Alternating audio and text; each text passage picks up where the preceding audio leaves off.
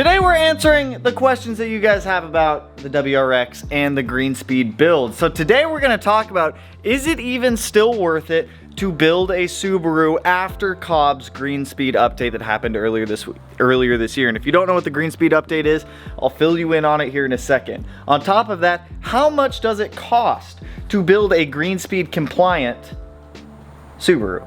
And we'll use this WRX. This WRX is fully Greenspeed compliant. Still got TGV, secondary air pump, all the emission stuff. We'll use this as a comparison over to my old 05 STI, which you guys know we deleted all the emission stuff off that car with the exception of a catalytic converter. We deleted TGVs, didn't really have secondary air pump to begin with, but we'll count it as a deleted secondary air pump also. So let me give you a walk through the car real quick. This is my 2014 Subaru WRX. Fully Greenspeed compliant. The car makes we're gonna round up 6 horsepower. It makes 450 wheel horsepower, like 398 wheel torque on E85. On pump gas, it makes a little bit less. I want to say it's around 396 horsepower and like 350-ish foot-pounds of torque, somewhere around that range. Now we kept the torque low. This is a stock OEM EJ255 long block, all stock internals, stock cams, stock head bolts, everything, stock 5-speed. The car takes the abuse that I throw at it. Now this is pretty much an FBO style build. We've got turbo back, intake, turbo inlet, front mount intercooler, fuel system injectors, fuel pump, fuel pressure regulator, the whole kit and caboodle in here. As you can see, we still have secondary air injection right there. We still have our TGVs, our tumble generating valves. You can't even see them, but they're down there. You can go back and watch the build videos if you don't believe me, but it is all in there. Okay, now before we get into the car itself, if you don't know what the Greenspeed update is from Cobb, let me backtrack here a little bit.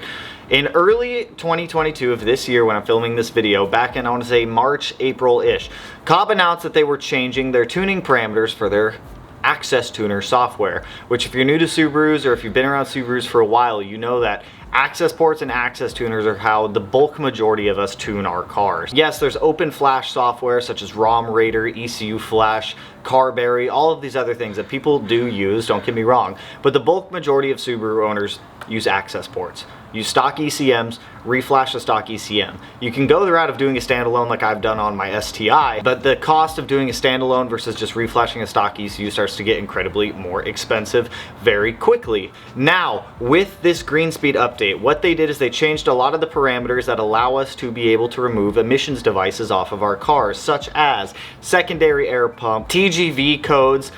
There's the whole flex fuel issue where Cobb wouldn't allow us to use their flex fuel sensors anymore not because flex fuel is bad, but it's because the flex fuel sensor would pull its signal from the ECM reading off of the TGV to be able to power the flex fuel sensor, and that's a big no-no in the EPA's eyes. Now the whole reason that Cobb is doing this is because the EPA is getting a lot more stringent and strict on what they're allowing people to do.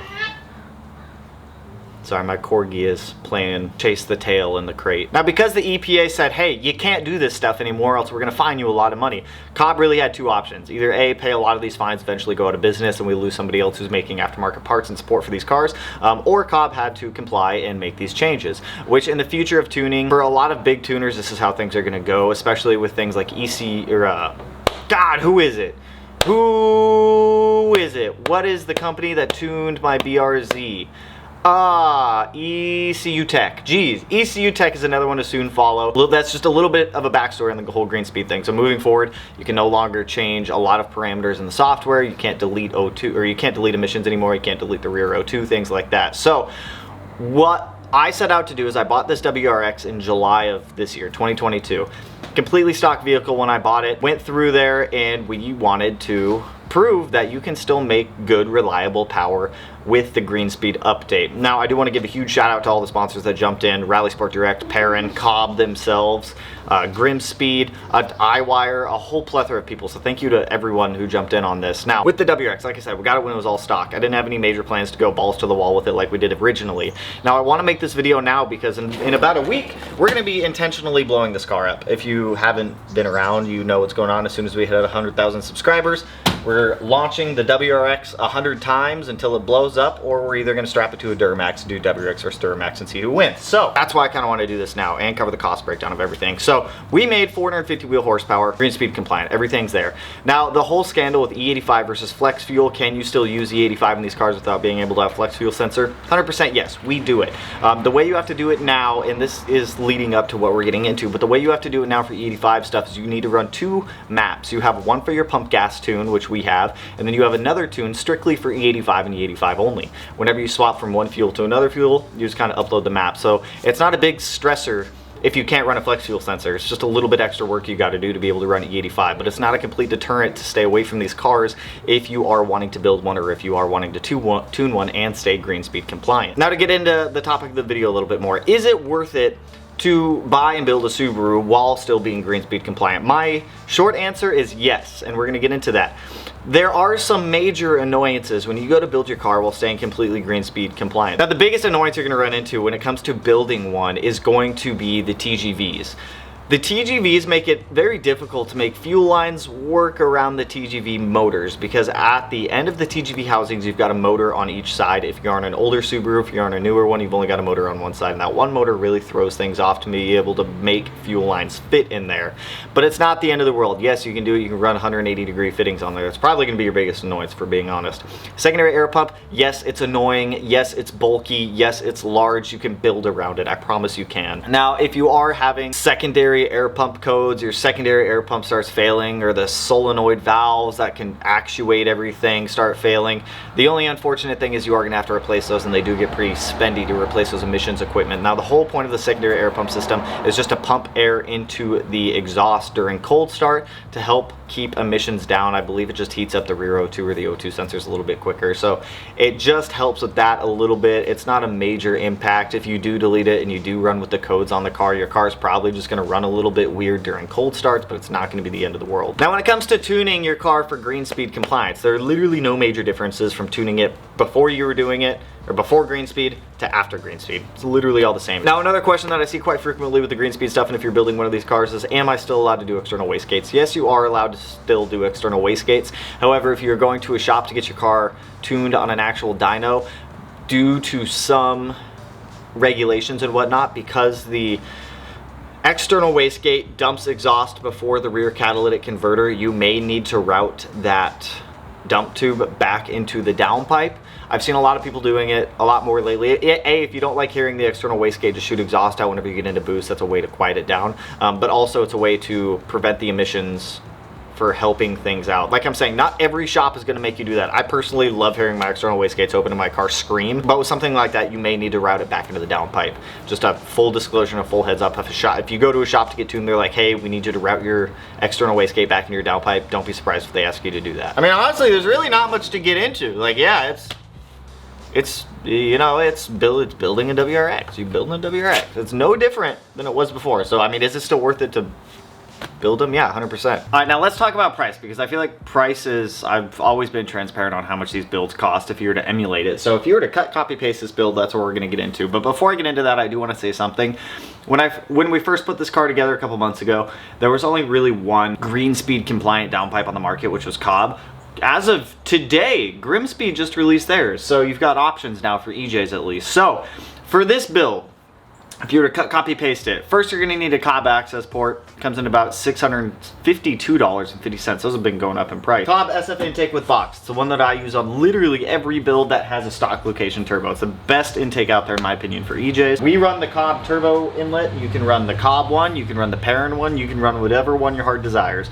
Turbo. So in order to make decent power, this list is going to be for WRX and STI also. It literally doesn't matter. You can copy this for your EJ based WRX as long as it's 2.5 liter, or your STI. As for turbo, we are using the Grimmspeed JB400 chase. It's honestly, I actually really like the turbo. It's responsive, it feels good, it makes good power, and it sounds nice too, which is always a big plus. That turbo comes in at a good $1,350. I totally skipped the intake. The intake with the box is about $405. The turbo inlet's about $225. For the exhaust on this car, this is where you can mix and match things a little bit, save yourself a little bit of money. If you wanted your car to sound exactly like this one, I would copy the exhaust stuff. It gets pricey. For the downpipe, it is a Cobb downpipe with the G Sport Gessie Cat. That comes in at $922.50. As for the catback on the car, it's a Cobb titanium catback for the WRX hatch that recently got released. I actually really like that catback. It's lightweight, it sounds good, and it looks really good. Although that catback does come in at a price because it is full titanium. That's $1,975 for that catback.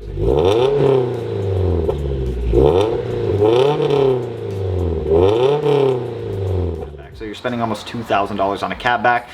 There's some options within the $500–600 range that'll get you to this power level like without issue. Ready is a good one. Tomei, if you want a Tomei, ETS, you get nameless performance. You can buy whatever catback you want. The catback doesn't dictate the power, as for this power level at least. 3-inch, totally fine. On this car, we run the Grimmspeed unequal length, equal length exhaust manifold. I don't know really what you want to call it, but it'll go both ways. That manifold comes in at $999. I like it a lot more than I thought I would, to be honest. It gives the car a unique sound, which I'm about. We also have the Grimmspeed Up pipe that comes in at another $269. Ours is ceramic coated black, so if you want that, I believe that's an additional like $75 or $100 or something in that price range. For the fuel system on the car, we are using an AEM drop-in fuel pump. It's just a single 340 liter. It'll literally just drop in your fuel basket, go right in, no problem. Those are pretty cheap, $122.38. We build custom fuel line. We had to build custom fuel lines for this because of the TGV. So you're gonna have to mix and match with some fittings. I found that 90s and 180s work pretty well to clear the TGV motors. You can buy all the fuel line stuff on Amazon. I use Evil Energy for about $150. It's not supposed to be E85 rated, but I use it for E85 and I haven't had any problems with it so far. But if you're going to be running E85 consistently, I'd recommend getting Vibrant fuel line over the Evil Energy. It's a little bit more expensive, but it'll work. For fuel rails, we have the Cobb fuel rails on here with the stock TGVs. They fit up no problem. As for injectors, we are running the, by the way, those fuel rails are $247.50. For fuel injectors, we started out with a set of ID1050s, and then we decided to run E85, so we bumped those up to a set of Cobb 1300s. Now, there's no difference between the Cobb injectors and Injector Dynamics injectors. They're the exact same injector. The injectors out of my Evo are the same injectors in this car with just different hats for the seats. They're all Injector Dynamics XDS injectors with just different caps on them. So those injectors are $945. ID1050s are significantly cheaper. If you're running pump gas only, don't get 1300s. Just get 1050s. If you're going to be running E85, get the 1300s. Fuel pressure regulator, Aeromotive A1000. You guys know that's what we use on everything. That Aeromotive A1000 comes in at another $242. I have the Radium fuel pressure gauge on there because you need to know your fuel pressure to be able to set base fuel pressure when you go to start the car. I think that gauge is now like $30. Map sensor, we have a Cobb 4-bar map sensor on this thing, which is nice. It just kind of screws in up here. It's got an external like AEM style sensor that screws into it, and then it just reads vacuum from the manifold. So if you're looking at that Cobb 4-bar sensor with that adapter, it's about $184.50. The Grimmspeed 3-port boost controller is what we use. That comes in at $129. And if you guys are going to be doing a build like this, I'm just going to toss this out there now. You can get pretty much everything that we're talking about off of Rally Sport Direct. Save yourself some money. Use our discount code Smeedia at checkout. It will legit save you like 10% on most brand items. Not some of the bigger ones like Grimmspeed, Cobb, and a couple others, but for the most part, it'll save you some money. For the front mount intercooler, we are using the Grimmspeed front mount intercooler. I actually really like it. It's really nice that Grimmspeed gives you a 4-inch intercooler core standard, which is nice. Now keep this in mind. If you are going to be getting the Grimmspeed front mount intercooler, I have talked to them about this and I think they're working on coming up with a solution for it. We have a one-off piping kit where they welded on an IAT sensor bung. I had the old piping on here where I welded an IAT sensor bung on there, but Grimmspeed was kind enough to send over another intercooler piping kit. So if you're going to be running a hybrid speed density setup like we are, you are going to have a bung welded in, or you are going to have to weld a bung in if you know how to weld. It's really not too bad to do. But if you're looking at getting this front mounted intercooler, it comes in at about $1,600, $1,559. We also have the Grimmspeed bypass valve. I actually love that thing. It makes a lot of turbo flutter. So if you like turbo flutter, this is a really good setup for a similar sound. That comes in at about $250. And then, like I mentioned earlier, for the speed density setup, we have the Iwire speed density setup. So if you don't know what a speed density or a hybrid speed density setup is, we still use the MAF sensor in the intake, but we remotely mount the IAT sensor to the cold side of the intercooler piping closest to the throttle body. And then you have an adapter harness that'll tee off and go from the MAF sensor to the IAT sensor and plug into the stock harness. So you're only moving the temperature portion of the MAF. You're still keeping the mass airflow sensor there. You're just kind of relocating the ambient temperature sensor. If you're looking at that kit from Iwire, it's $150.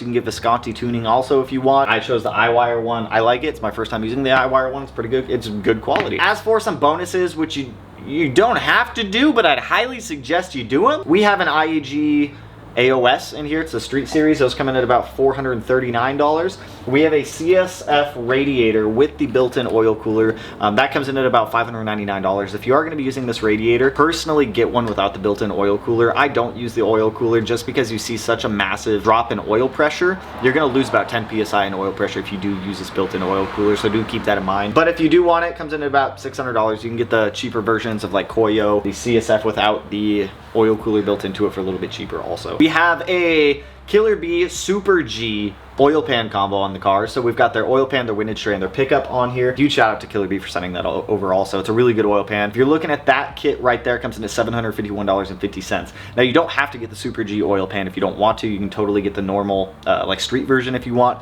The Super G oil pan just has some baffles built into it that keeps all the oil around the oil pickup. So that way, if you're tracking your car, doing a lot of spirited driving or things like that, it'll keep the oil in the pickup. So that way you're not gonna hit like an air pocket and suck up air and potentially destroy your motor. We also have a competition clutch in the car. I did not choose that clutch. It came with the car. I was going to put an ACT HDSS in the car. However, the competition flywheel on here is a little proprietary to that clutch, so I wasn't able to mix and match it. So we do have the competition clutch on here. I would suggest the ACT HDSS with either the OEM flywheel or ACT's flywheel. But if you want the competition, it comes in at about $700. It's not a terrible clutch. It's just not my preference. And then a couple added on ones. Huge shout out to Flatirons Tuning for sending this stuff over. When I had the motor out, I refreshed it. Also, you don't have to do this with yours, but if you're a higher mileage EJ, I would suggest it.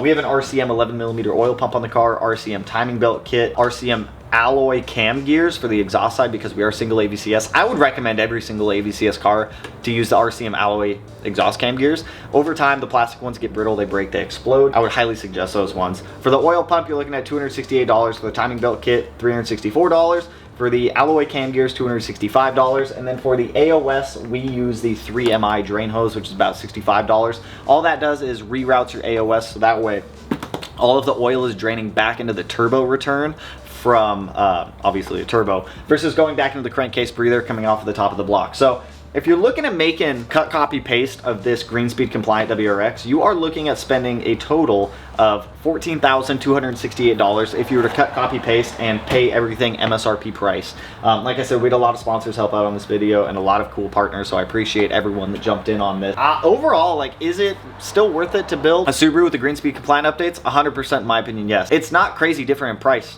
versus building before, to be honest. It's really the exact same. You're honestly probably saving a little bit of money because you're not having to buy TGV deletes, secondary air pump deletes, all this other stuff. Although I guess it kind of makes up for it in the fact that you have to buy a heavy catted downpipe, the G Sports. Those do get quite expensive, but overall, I mean, I'd totally say it's worth it. I'm very happy with the car. I'm looking forward to blowing it up though. It's gonna, either the 5-speed's gonna grenade or the engine's gonna grenade. We're gonna find out which one, but I'm excited for it. As soon as it blows up, like I said, I've got an STI 6-speed going in here. I'm gonna show you guys how to do an STI 6-speed swap into your WRX. We have a out front closed deck V3, set of K-Sabs in the back, full engine build coming. Huge shout out to Rally Sport for helping on that one. Kelford cam, internals, Manly pistons, Manly rods, OE crank stuff. It's gonna be awesome. I'm gonna fabricate my own rotated setup for this car, so if it comes out good and you guys want rotated, like DIY rotated setups like we used to do in the past, let me know down in the comments, and if I can fabricate up a jig, I'll start making them for you guys again. But that's all I've got for you guys on this one. The questions have been asked. Is it still worth it to even build a Subaru anymore? Should I keep my Subaru? Should I sell it and buy something else to build with all the Greenspeed stuff? Keep your Subaru, build it if you're happy with it. Like I said, they're fantastic cars when taken care of right. I've harped on that enough times over the years. But like I said, that's all I got for you guys on this one. So if you liked the video, if it helped you, you know what to do. If you have any questions